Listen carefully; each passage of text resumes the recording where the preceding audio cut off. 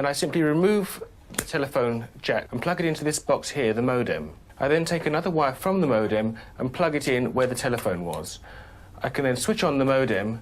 It's now telling me to phone up the main press cell computer. So it's a very simple connection to make. Extremely simple. I'm now waiting for the computer to answer me. And things are starting to happen. Things are starting to happen. Why did you buy a computer? Well, I was very interested in the new technology and didn't want to be left behind. I don't think it's only for the youngsters at school now. I think us older ones will have to learn a lot about it. What is Internet anyway? Internet is that massive computer network, the one that's becoming really big now. What do you mean? That's big. How does one? What do you write to it like mail? No, a lot of people use it and communicate. I guess they can communicate with NBC writers and producers. Allison, can you explain what Internet is? The world is in financial disarray. Currencies failing, economies in wild flux, jobs being lost. But what if you could build an entirely new economy, one specifically designed for the digital realm? Well, that is the dream behind Bitcoin.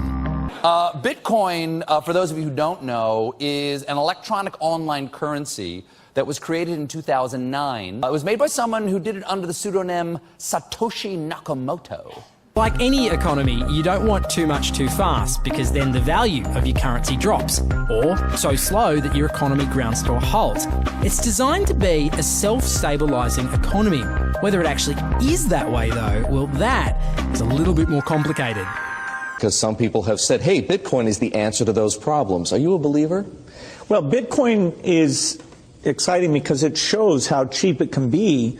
Bitcoin is better than currency in that you don't have to be physically in the same place, and of course for large transactions currency can get pretty inconvenient. And what is Bitcoin? Bitcoin is a currency on the internet. I sent 100 euros worth of Bitcoin from here in Tokyo directly to you guys through this camera, through the network, through the TV, right into your home. If I had tried to do that, send you the money with a traditional bank, it would have taken several days and probably cost 30 euros.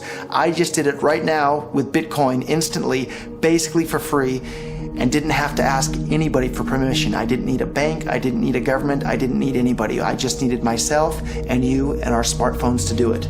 That's the power of Bitcoin. Wall Street is fraud, America is fraud, the world is fraud, banks are fraud, central banks are fraud. We live in an era of fraud. It's all based on fraud, and they get a percentage of the fraud. That's the business model. To suggest that there is any moral or ethical aspect to anything that's going on now is to be completely naive about the fact that we live in an era dominated by financial terrorists, jihadis of banking. They're here to kill you and themselves. They believe in an ideology, not the Quran, but Adam Smith, that they completely misread and interpret as something to justify their blowing themselves up. Janet Yellen's a terrorist. Mario Draghi's a terrorist. The Central Bank of Japan is a terrorist. These are the real terrorists. Funds received. This community is switching to what they think is a better monetary system. A system in which banks are no longer needed because payments could be made directly from one person to another. Bitcoin is fundamentally different because in Bitcoin, you don't owe anyone anything and no one owes you anything. It is not a system based on debt. It is a system based on ownership. And no one can censor it, no one can seize it, no one can freeze it. It's November the 2nd, 2008, just 6 weeks after the Lehman Brothers collapse. And all over the world, there are panicked debates about how to save the banks.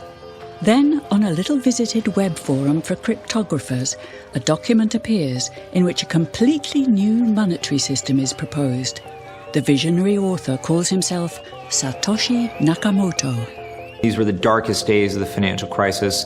So that to me suggests a very clever mind that saw an opportunity, the perfect opportunity to introduce a new radical technology and a new radical approach to money and finance at just the right moment when people would be very open to making this big shift that's required to adopt a new currency. What's exciting for me is like a global economy. Right now we say we have a global economy, but I can't take $1 and give it to you in the Netherlands and then you know what to do with it, right? You would have to go and change it to your native currency. And when you kind of eliminate that step, and I can just send you one form of payment and you can send me a product in a matter of seconds, that starts to change things from a global perspective. How could this digital coin invented by this Satoshi Nakamoto become hundreds of times more valuable than the dollar? And why do enthusiasts like Roger Fear want the world to switch to bitcoins? I'm giving every single person here 1,000 yen worth of bitcoins, which is like $8 and something cents. Back in the early days, you know, I'd get phone calls from my buddies. Oh, hey man, I lost 10,000 bitcoins because my computer blew up, right? Back then, one bitcoin was less than a penny, right? So nobody cared. They lost $10. I don't care, right? And now 10,000 bitcoins, that's $5 million. That's a big deal, right? Bitcoin is a decentralised electronic cash system that uses peer-to-peer networking along with digital signatures and cryptographics to generate currency. Now, with traditional money, think dollars, the euro, pesos, you've got a central bank, like the Federal Reserve. They issue the currency and they print more or less cash as needed, but not with Bitcoin. It looked very different to me. I mean, as soon as I heard the word decentralized and the fact there was a network powering this currency rather than a central issuer, that immediately captured my interest as something quite different based on what little I knew about alternative currencies at that time. The government couldn't come in and shut down a server and end Bitcoin. It would have to shut down the entire internet or turn off the electricity grid to stop Bitcoin. And so that was really attractive. So gold is kind of hard to divide. Bitcoin divides down to 8 decimal points instantly, super easily. Gold is really, really difficult to transport. If I want to transport gold from here to Moscow, it'll cost a bunch of money to do that, and it's dangerous, and you have to have armed guards and who knows what. With Bitcoin, I can send Bitcoin from here to Moscow or to Holland instantly, just like that, basically for free. I don't have to pay for a bunch of armed guards. It just happens almost like magic. If you ever ask somebody why they think gold's valuable, they can't ever really tell you. They always give you these like weird stories around, oh, it's like a precious metal, isn't it? It's pretty. While we think it has all this intrinsic value, this intrinsic value of gold has been largely constructed in people's heads, often by actually like association with power, association with religious figures. Bitcoin has potential for similar types of construction. Inventor Satoshi Nakamoto has completely relinquished his control of Bitcoin. But he does own 1/20th of all Bitcoins himself. So if one day Bitcoin does become widely accepted as a currency, he will be one of the richest people on Earth.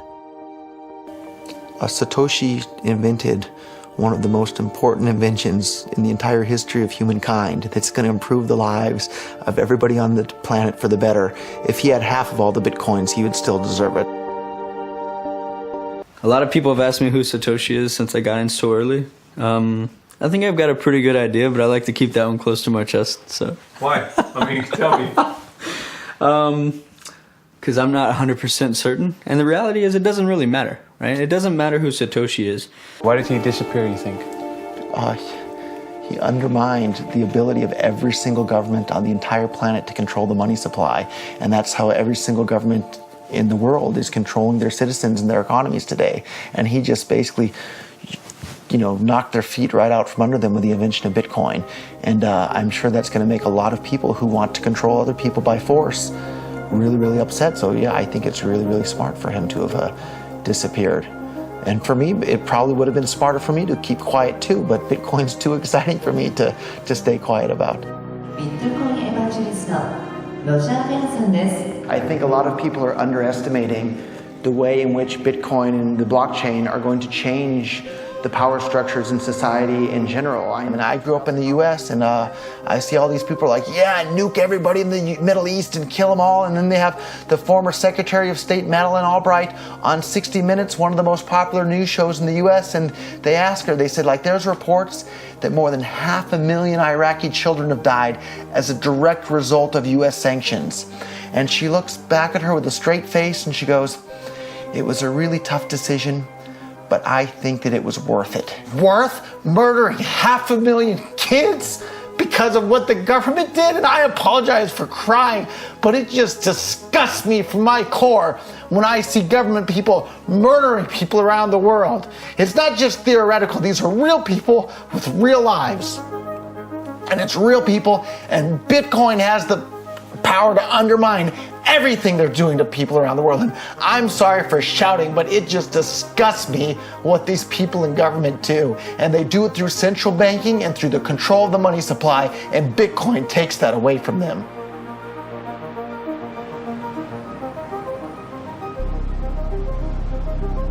You can buy Bitcoin at the Shell station. Check it out. $0 to $2,000. Put your phone number in here. Put the code in. Scan it.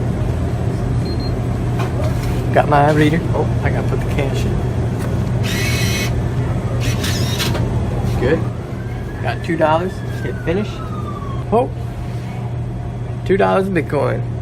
Just like that. From this machine. I just turned cash into digital currency. So thinking that it's too late to get involved in Bitcoin is like thinking it's too late to get involved with the internet or too late to get involved with using a cell phone. Like, it's not too late to get involved with Bitcoin. If Bitcoin becomes really popular all over the world, Bitcoins are going to have to be worth at least tens of thousands of dollars a Bitcoin, if not hundreds of thousands of dollars per Bitcoin. So thinking it's too late to get involved with Bitcoin is like thinking it's too late to get involved with using the internet. Of course not. Like, it's ubiquitous in our lives, and Bitcoin's going to become ubiquitous in our lives as well.